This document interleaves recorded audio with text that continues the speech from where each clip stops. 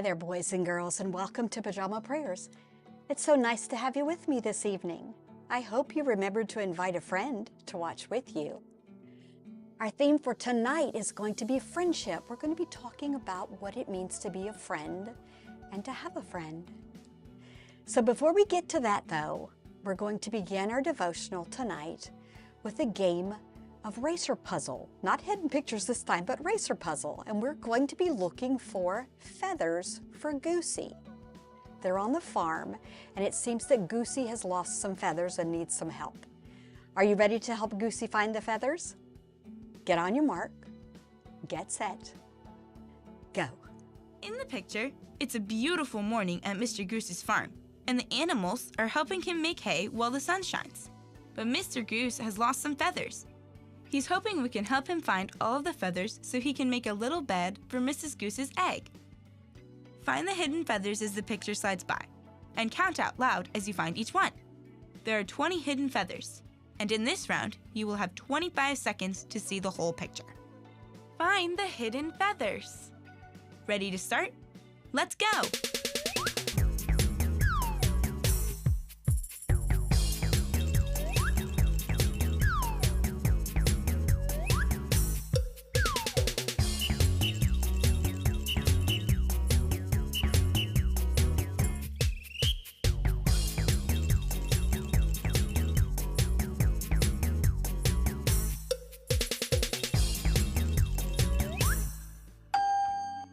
How many feathers did you find?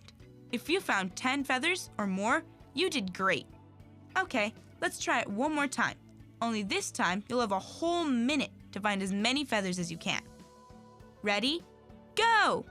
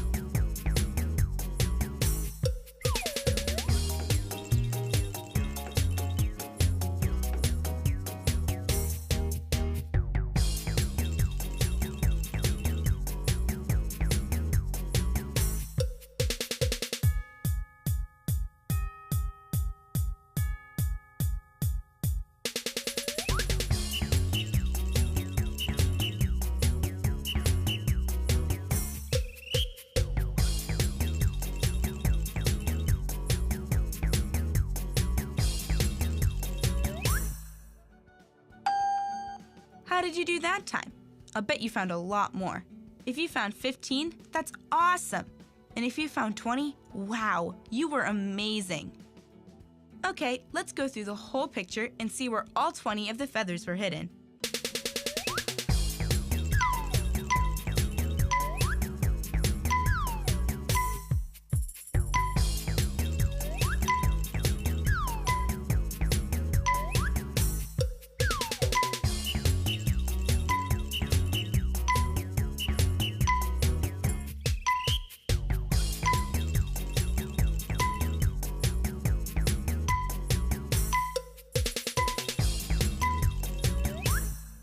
That was fun, and I'll bet Farmer Goose and Mrs. Goose are happy to have all the feathers so their egg will have a safe and warm place to hatch.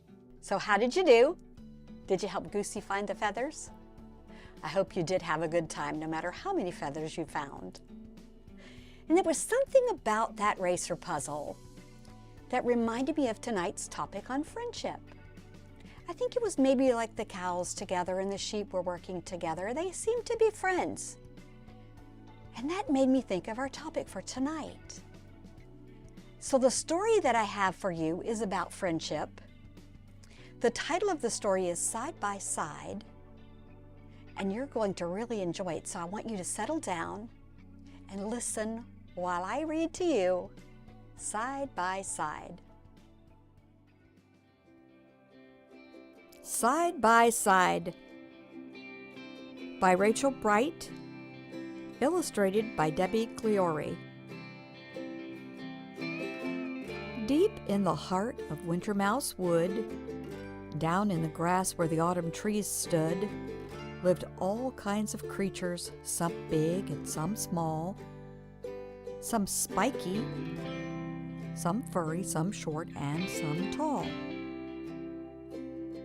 And here was a family of mouserly folk who nestled in burrow holes under an oak. And the teeniest, weeniest, youngest of those, who had sticky out ears and a whiskerly nose, was named Little Mouseling. She had a huge heart. She loved times together, not ever apart. But being so small, she was sometimes left out when her brothers and sisters went up and about. She would scurry and skip as fast as she could, but they scattered so far across Wintermouse Wood. "Wait for me," she would sing. "Don't run, oh, don't hide. Is there nobody here who will sit by my side?" Well, in Wintermouse Wood, you don't have to wait long for one or another to answer your song. "I'll stay by your side, be a friend when you need," came the voice of Toad Flip, who was down in the reeds. "We could bounce up and down and do backflips and jumps, then plop in the water and cool down our rumps." "How lovely," she said, since she longed to dive in. "I do like to bounce, but this mouseling can't swim." From high in the branches a voice echoed down. "Well, then I'll be your friend," bellowed Big Squirrel Brown. "We can pack up a picnic of hazelnut pie, go up side by side till we're touching the sky." "You're too kind," Mouseling replied. "We'd have such a nice time, and I do like nut pie, but I'm too scared to climb." Owl Hooty, she wanted to soar through the sky, but as everyone knows, of course, mouselings can't fly. Batty Fangs, he wanted to stay up till dawn, but even the thought of it made Mouseling yawn. She stared at the sky with her eyes big and wide. Would she ever find one who would stay by her side? And as dark came in shadows and rain dropped in drips, the mouseling ran out of her scurries and skips. So she sat very quiet in her silvery fur. No one seemed perfectly matched for her. It seemed in this world she was out on her own. Deep in Wintermouse Wood she felt quite alone. But someone had heard her side-by-side song, someone who'd been around all along. He popped up his head from a very small hole, a tiny foal, weenimus little black vole. He was awfully quiet and terribly shy, but he couldn't hear Mouseley's tears and stand by. He peeped, "I'll be your friend," and he gave her a wink. "Shall we dance ourselves happy? What do you think?" "We could make up some songs," he said, stroking his chin. "Perhaps all of the wood will want to join in." Oh, this was her other. They'd make a great pair. If only she'd noticed he'd always been there. And now that they'd met, there was so much to do. They could do all the things you can do as a two. They could seesaw, play catch, and sit back to back. They could hide in their den and share a nice snack. They could sit and hold paws until daylight was gone. Yes, two little tails are much better than one. They were peas in a pod. They were birds of a feather. They were always best friends, whatever the weather. Two wonderful ones had found a forever, and forever is great when you spend it together. And now, side by side, they heard the same tune, so they sang to the stars and they danced to the moon. Yes, deep in the heart of Wintermouse Wood, a friend by your side makes life twice as good.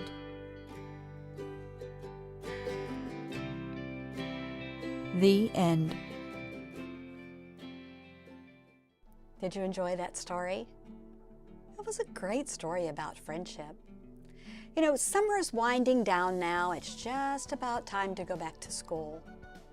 You'll be meeting new friends. You'll be making new friends. And you need to know, first of all, that it's very important that you choose your friends very carefully. And secondly, it's very important that you know how to be a good friend. And as you know, the Bible has something to say about every topic that we could imagine. And it has something to say about friendship. So we're going to check with our mystery board tonight and see exactly what scriptures have been found for friendship.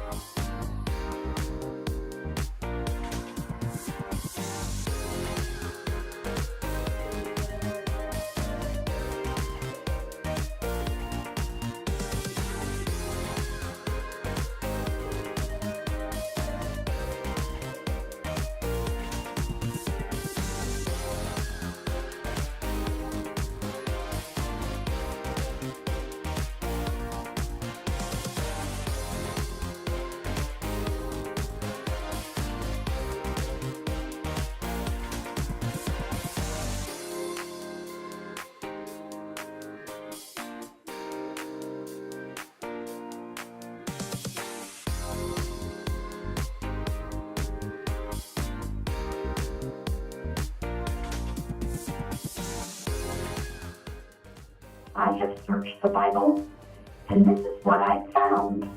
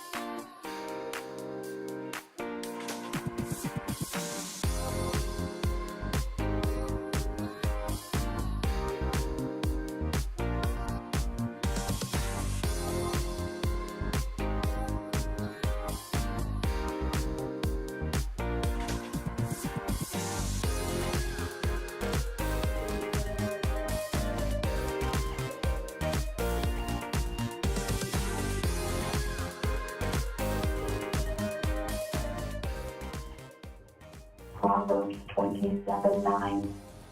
A sweet friendship refreshes the soul. Proverbs 27:9.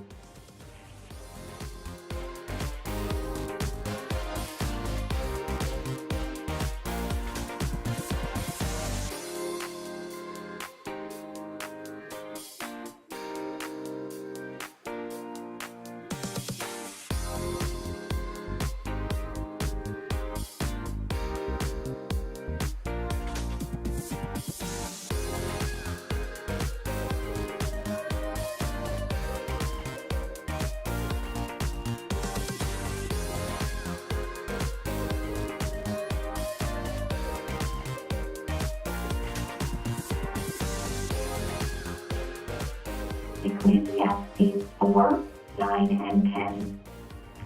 Two are better than one because they have a good return for their labor. If either of them falls down, one can help the other up. Ecclesiastes 4, 9, and 10. Oh, a sweet friendship refreshes the soul, is what the Bible says. Do you know what that means? Do you know what it means to refresh? It means to give new energy. A sweet friendship just energizes you and helps you feel alive again and happy and joyful. What a special treasure. And you know what, boys and girls? The Bible says that Jesus is the best friend that we could ever have. He's a friend that sticks closer than a brother. He will never leave us. So you know those times when Mom says you have to play by yourself? Jesus is a friend that will always be there with you. And He cares about everything that concerns you. What a special friend. I hope this week, boys and girls, that you will pray to Jesus. First of all, thank Him for being such a faithful friend to you. And then pray and ask Him to help you be a good friend and to help you choose your friends wisely. I thank you so much again for being with me tonight. Boys and girls, know that I love you to pieces. I hope you have a wonderful week, and I hope you will come back next week and join us for another story when we have another great devotional. And until then, go ahead, turn to your neighbor and say, "You are worth more than you know, capable of more than you think, and love more than you can imagine." Good night.